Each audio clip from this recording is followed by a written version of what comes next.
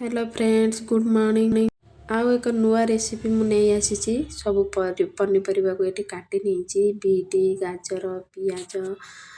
capsicum paneer tomato और किसी लंबा लंबा साइज रो नहीं धनिया पत्र आपको नहीं गोटे भल हेल्दी रेसिपीटा बनई आपको छोट पिला कौन बड़ मनीष समस्ते भी खाईपर सका सका टिफिन बनईकि तापर मुझे गोटे कड़े नहीं तादे किसी जीरा नहीं जीरा फुटेवा को छाड़ीदवा तापर मुझे हेंगु दी पिंच खंडे नहीं तापर ये जितक परिवा काटिकी रखी पियाज कैप्सिकम गाजर बीट सब पकई नहीं एका बेलक हाई फ्लेम रे भाजी किसी समय भाजी आसला मु गरम मसला पकईकि भाजवाई छाड़देली कड़े तापर ये बेसन नहीं बेसन किसी जुआणी पकई गोले नहीं एपटे भाजी ही आसला भजा अल्प तापर